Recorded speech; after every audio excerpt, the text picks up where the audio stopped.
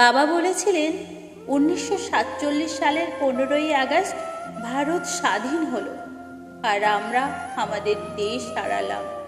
স্পষ্ট মনে পড়ে বাবার অপমানিত মুখ আর ধরা ধরা গলা। আমি তখন 13।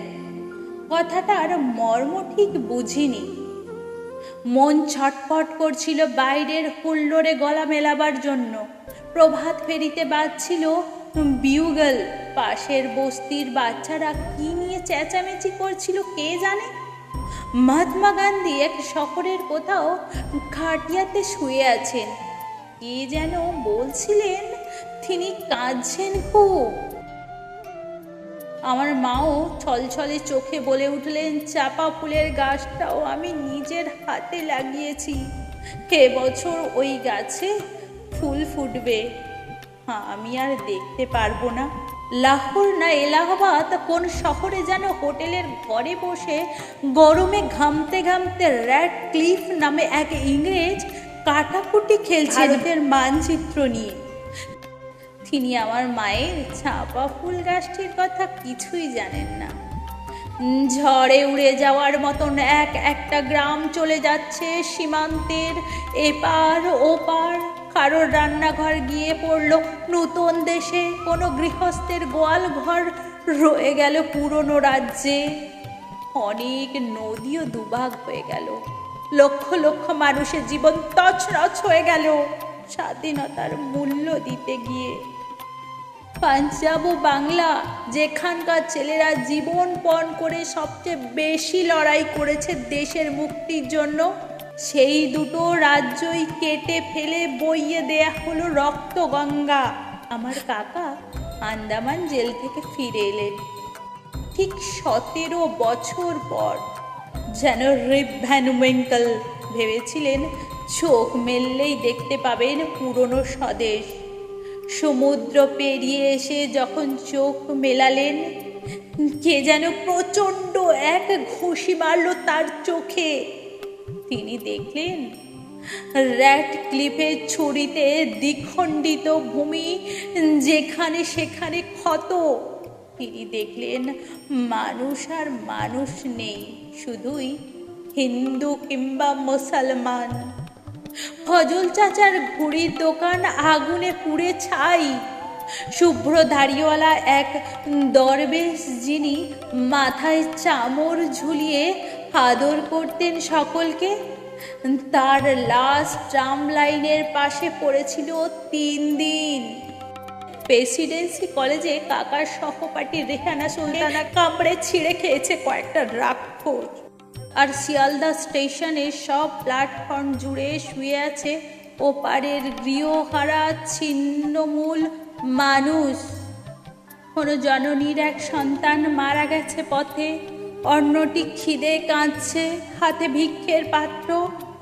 এক পুরোহিত একেবারে নির্বাক। শ্যামলী নামের ধর্ষিতা মেয়েটির রক্তস্রাব বন্ধ হচ্ছে না কিছুতেই।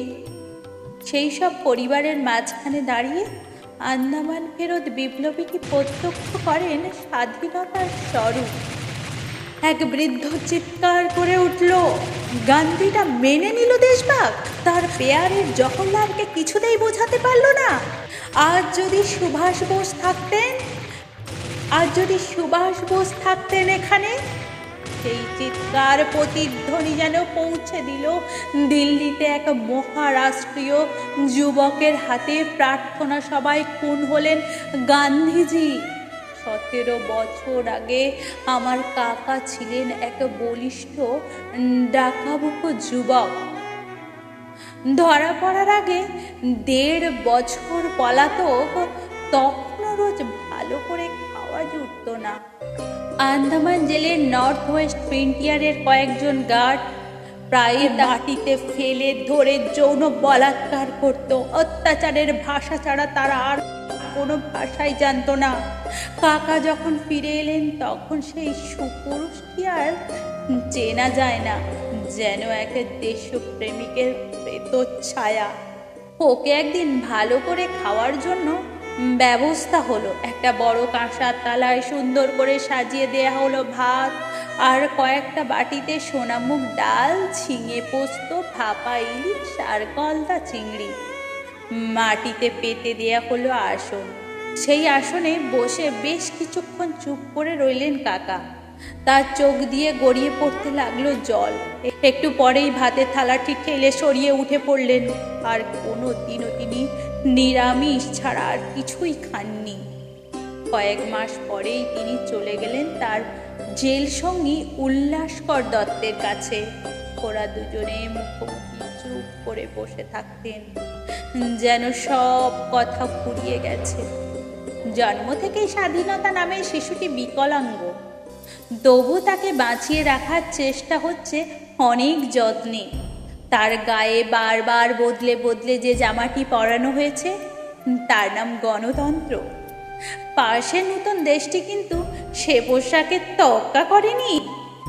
বারবার খুনোখুনি ও সামরিক শাসনে তার রক্তাক্ত পরিত্যক্ত হয়েছে। তারপর তো এক সময় ভেঙে দুটুকরোই হয়ে গেল। এই পুরনো দেশটা কিন্তু ভাঙল না, যদিও সীমান্তে ও পাহাড়ে মাঝে মাঝে বন্দুক গর্জায়। মাথার কাছে কাশ্মীর নিয়ে লাগাতার মাথা ব্যথা। অনেক ফুটোপাটা ও তাপ্তি মারা হলেও সেই আল পাল্লাটাও গায়ে ঠিকই জড়ানো আছে। মানুষের বয়স আর দেশের বয়স তো এক নয়। 60 বছরেও এ দেশ সবে মাত্র কৈশোরে পা দিয়েছে। হাত পাগুলো ঠিকঠাক হয়েছে, কথা ফুটেছে মুখে। খেলাধুলো খুব একটা পারে না, কিন্তু গান টান গায় বেশ। এবারে একদিন চাঁদের দিকে একটা রকেট ছুঁড়ে দেবে। মৃত্যুর আগে বাবা বারবার বলেছিলেন কাতর ভাবে, আমি বাড়ি যাব, আমাকে একবার বাড়ি নিয়ে চল। আমরা তা পারিনি।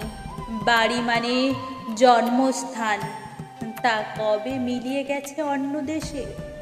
বাবা শেষ পর্যন্ত এ দেশকে নিজের দেশ বলে ভাবতে পারেননি। আমার ছেলের কাছে ওইসব গল্প কথা আর পুরনো ইতিহাস কোনো মূল্য নেই। মানুষ ইতিহাস নিয়ে বাঁচে না, বর্তমান নিয়ে বাঁচে। বাবা কাকারা সব মিলিয়ে গেছেন অতীতে। আমাদের মনে স্মৃতি, দুঃখ, বিলাস ফিরে আসে মাঝে মাঝে। আমাদের সন্তান সন্ততিরা এই পুরনো দেশটাকেই নূতনভাবে গড়তে চাইছে। দেখি সাহেবরা আবার ফিরে আসছে, এবারে আর অস্ত্র নিয়ে নয়, চাকরি চাইতে। একটি আন্তর্জাতিক এলিট স্কুল খোলা হয়েছে আমাদের রাজধানীতে। সেখানকার ছাত্র বিভিন্ন দেশের রাষ্ট্রপতি ও সেনাপতি। তাদের শেখানো হচ্ছে গণতন্ত্র। বিভিন্ন ধর্মগুলোকে বাড়ির মধ্যে বন্দি করে রেখে প্রকাশ্য রাস্তায় সব মানুষই আবার